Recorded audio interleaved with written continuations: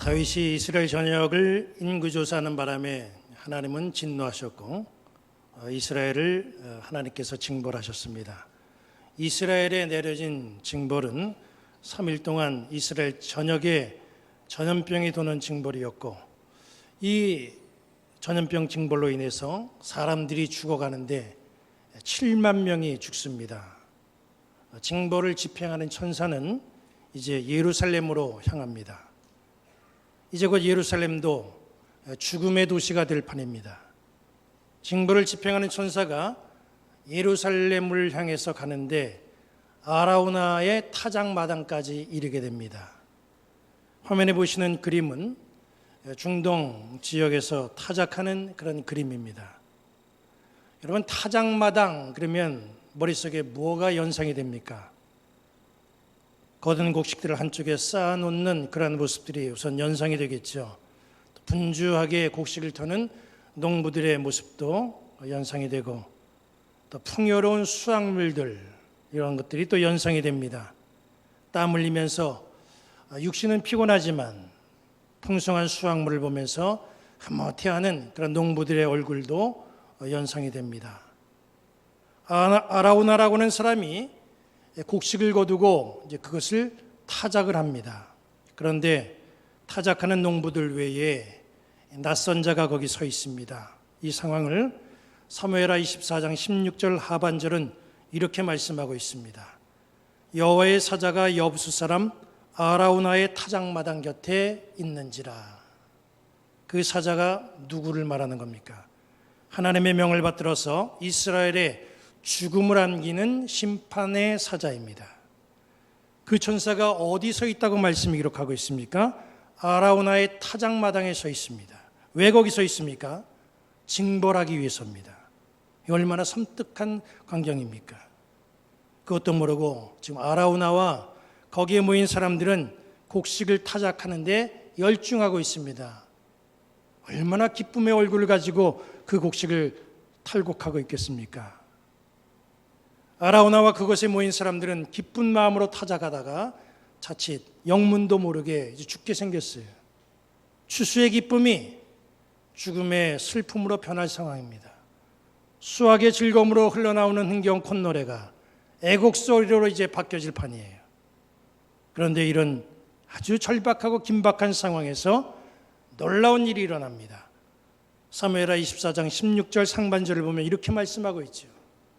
천사가 예루살렘을 향하여 그의 손을 들어 멸하려 하더니 여호와께서 이 재앙 내리심을 뉘우치사 그랬습니다. 아주 극적인 반전이 일어납니다. 재앙을 내리신 하나님이 뉘우쳤다고 말씀하십니다.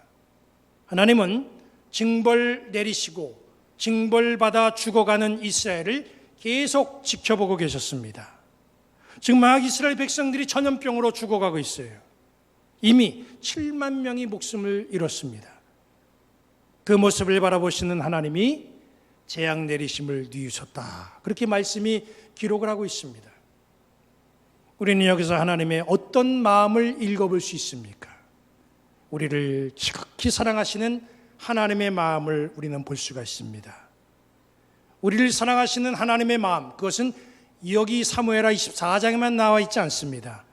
먹지 말라는 하나님의 명령 어기고 선악과 따먹은 아담과 하와에게 하나님이 어떻게 하셨습니까? 하나님은 아담과 하와를 징벌하셨지만 벌거벗은 아담과 하와가 무화과 나무 잎으로 몸을 가릴 때에 그들에게 더 좋은 가죽옷을 입혀주시면서 사랑의 마음을 보여주셨습니다. 동생 아벨을 죽이고 떠돌이 신사가 된 가인에게도 하나님은 표를 주어서 보호해 주시겠다, 보호하겠다, 그렇게 약속의 말씀을 주셨습니다. 하나님이 사람 지으신 것을 한탄하시고 홍수로 세상을 멸했지만은 무지개의 징표를 보여주시면서 다시는 물로 심판하는 일은 없을 것이다, 그런 약속도 노아에게 해주셨습니다. 이런 하나님의 모습을 보면 하나님이 우리를 얼마나 사랑하시는지 그것을 잘 알 수가 있습니다. 하나님은 우리를 치시기도 하시지만 치신 후에 어루만져 주시는 분이에요. 그래서 하나님은 사랑의 하나님이라 그렇게 우리가 말하고 있는 겁니다. 징벌을 시행하는 천사가 지금 아라우나의 타작마당에 서 있어요. 하나님은 아라우나의 타작마당에서 징벌을 집행하려고 하는 천사에게 이제 그만 손을 거두라, 그렇게 명령을 내리십니다. 그래서 이제 징벌이 중단이 돼요. 하지만 징벌은 멈추었지만 그것으로 사실 모든 것이 다 해결되는 건 아닙니다. 징벌로 인하여서 받은 상처, 그 상처 회복이 아직 과제로 남아 있습니다. 벌받은 다윗, 또 벌받은 이스라엘이 어떻게 상처 회복하고 하나님과 소통을 이루게 됩니까? 무엇이 하나님과 소통을 재개하는 그런 매개체가 되고 하나님의 진노를 잠잠하게 하는 그런 매개체가 됩니까? 여기 본문 18절, 19절까지 보면 이렇게 말씀하고 있죠. 이날에 갓이 다윗에게 이르러 그에게 아뢰되 올라가서 여부스 사람 아라우나의 타작마당에서 여호와를 위하여 제단을 쌓으소서 하며 다윗이 여호와께서 명령하신 바 갓의 말대로 올라가니라. 회복의 매개체가 뭔가 봤더니 바로 예배였습니다. 선지자 갓이 다윗을 찾아왔어요. 그리고 다윗에게 지금 이 사태를 완전히 끝내는, 회복하는 방법을 알려주는데 그것은 바로 예배의 단을 쌓는 것이다, 그렇게 알려줍니다. 목회자의 사명 중에 하나는 사람들을 예배의 자리로 이끄는 거예요. 주님을 만나도록 추선하는 것, 이게 목회자의 사명 중에 하나입니다. 예배가 왜 중요합니까? 예배는 주님과 소통하는 시간이 되기 때문에 중요한 거예요. 주님과 소통하면 그때 비로소 주님과 관계가 이루어지고 관계도 회복됩니다. 관계가 이루어지고 회복되면 문제도 해결되는 거예요. 하나님의 사랑으로 이스라엘의 지금 징벌이 멈추었습니다. 그러나 멈췄다고 하는 것 자체는 곧 종료를 뜻하는 건 아니에요. 마치 우리나라가 남과 북이 전쟁을 치르고 지금 69년 동안 조용하지만 전쟁이 멈춘 것뿐이지 종료가 된 건 아니라라고 하는 뜻과도 같습니다. 휴전과 종전은 다른 거잖아요. 이스라엘의 징벌이 멈췄습니다. 그러나 징벌이 멈춘 것, 그것 가지고서는 부족합니다. 징벌은 완전히 끝나야 되고 징벌은 종료돼야 됩니다. 징벌이 완전히 종료되려면 하나님과 소통을 통해서 관계가 회복이 되어야 돼요. 그리고 그 회복은 다른 게 아니라 예배를 통해서 가능한 것이고 선지자 갓은 그 예배할 것을 다윗에게 권하고 있는 겁니다. 선지자 갓의 권면을 들은 다윗은 하나님과 소통, 교제, 이걸 위해서 이제 예배를 준비합니다. 어디에서 준비하나 봤더니 아라우나의 타작마당에서 준비합니다. 아라우나의 타작마당에서 예배하려면 아라우나의 절대적인 협조가 필요합니다. 아라우나는 타작마당을 예배처로 우선 내놔야 돼요. 그런데 어떻게 합니까? 아라우나는 예배하겠다고 하는 그런 다윗의 말을 듣고 타작마당을 아낌없이 예배를 위해서 내놓습니다. 이 과정에서 우리는 아라우나의 온전한 헌신의 모습을 볼 수 있어요. 여러분 보시는 화면은 타작마당에서 지금도 현대에도 여전히 소를 이용해서 타작하는, 중동에 타작하는 모습이에요. 예전에는 또 지금까지도 이렇게 소를 이용해서 타작들을 하고 있습니다. 여기 본문 22절을 다시 볼까요? 아라우나가 다윗에게 아뢰되 원하건대 내 주 왕은 좋게 여기시는 대로 취하여 드리소서. 번제에 대하여는 소가 있고 뗄 나무에 대하여는 마당질하는 도구와 소의 멍에가 있나이다. 아라우나가 번제를 위해서 소를 바치겠대요. 소를 번제로 태우기 위해서 뗄감도 필요하잖아요. 아라우나는 번제로 드릴 소뿐만 아니라 그걸 태울 수 있는 그런 뗄감도 바치겠다고 하는데 그 뗄감이 뭔가 봤더니 이게 뗄감용이 아니에요. 마당질하는 도구, 멍에, 이런 거예요. 이거 없으면 앞으로 탈곡 못합니다. 타작을 할 수가 없어요. 아라우나의 맞아 이 타작마당에 있는 소나 마당질하는 도구나 멍에, 이거는 타작하는데 꼭 필요한 필수 기구들입니다. 그런데 아라우나는 이것들조차도 하나님께 번제를 드리는데 내가 바치겠습니다. 땔감으로 쓰라고 그 중요한 기구들을 바치는 거예요. 이걸 보면 아라우나가 예배를 위해서 얼마나 큰 정성을 보였는가 하는 것을 잘 알 수가 있잖아요. 그렇다면 예배를 준비하는 다윗은 또 어떤 모습을 보입니까? 아라우나가 지금 다윗에게 번제에 필요한 소를 바치겠다고 그래요. 그리고 그걸 태울 수 있는 땔감도 내가 바치겠다고 그래요. 지금 다윗으로서는 굉장히 쉽게 번제를 드릴 수 있는 상황이 왔습니다. 번제를 드리려면 상당히 절차가 복잡하고 필요한 그런 재료들도 많이 있어야 되는데 이거 지금 다 준비된 상황이에요.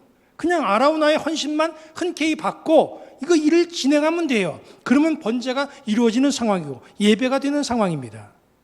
그런데 다윗을 보니까 다윗이 그렇게 쉽게 번제를 드리질 않았어요. 다윗이 아라우나에게 어떻게 말합니까? 24절을 볼까요? 왕이 아라우나에게 이르되 그렇지 아니하다. 내가 값을 주고 내게서 살이라. 값 없이는 내 하나님 여호와께 번제를 드리지 아니하리라. 다윗은 값 있는 예배를 드리기를 원했어요. 값 있는 예배를 드린 다윗, 그 앞에 어떤 역사가 임합니까? 25절을 볼까요? 이에 여호와께서 그 땅을 위한 기도를 들으시매 이스라엘에게 내리는 재앙이 그쳤더라. 재앙이 아라우나의 타작마당에서 일시 멈췄어요. 그리고 아라우나의 타작마당에서 이루어진 값진 예배를 통하여서 그 헌신 예배를 통하여서 재앙이 완전히 종료가 됐습니다. 하나님이 그렇게 선언하셨어요.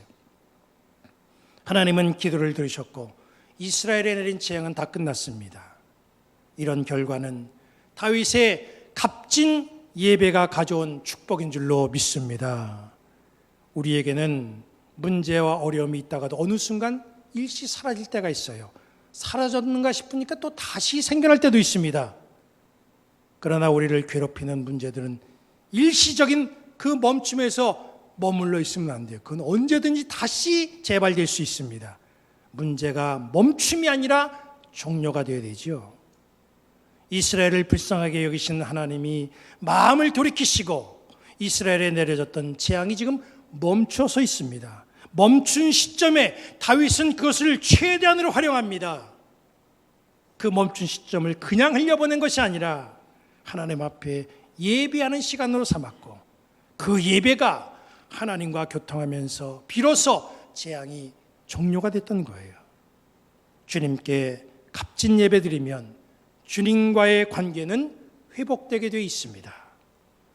주님과 소통하게 되어 있어요. 그래서 아픔과 고통, 시험, 설령 징벌조차도 다시 재발하지 아니하고 종료가 될 수 있다는 거예요. 우리는 지금까지 늘 예배해 왔고 지금도 우리는 주님 앞에 예배하고 있습니다.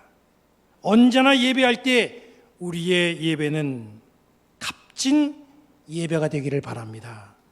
여기 앉아있는 여러분들은 값진 예배자들의 모습이 되어서 여러분들의 삶 속에 모든 문제는 종식되고 하나님의 축복으로 가득 채워가고 하나님의 역사를 세워가는 그런 믿음의 인생들, 믿음의 가정들 되시기를 우리 주님의 이름으로 간절히 축원합니다. 이제 모두 자리에서 일어나시고 찬양하시고 축도로 예배를 마치겠습니다.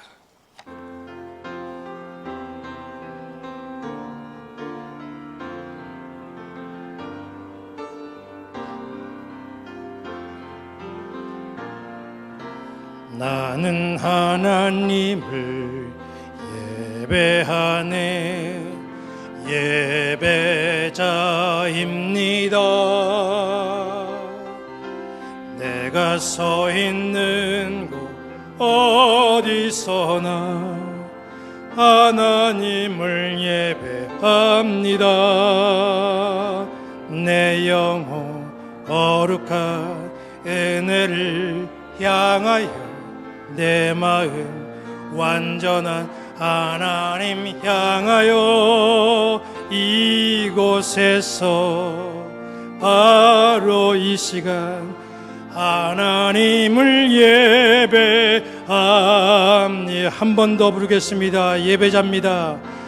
나는 하나님을 예배하는 예배자입니다. 내가 서 있는 곳 어디서나 하나님을 예배합니다. 내 영혼 거룩한 은혜를 향하여 내 마음 완전한 하나님 향하여 이곳에서 바로 이 시간 하나님을 예배합니다. 하나님이 여러분에게 복을 주시고 여러분을 지키시기를 원하며 하나님이 그의 얼굴을 여러분에게 향하시고 은혜 베푸시기를 원하며 하나님이 그 얼굴을 여러분들에게로 향하시고 평강 주시기를 성부, 성자, 성령의 이름으로 축원합니다. 아멘.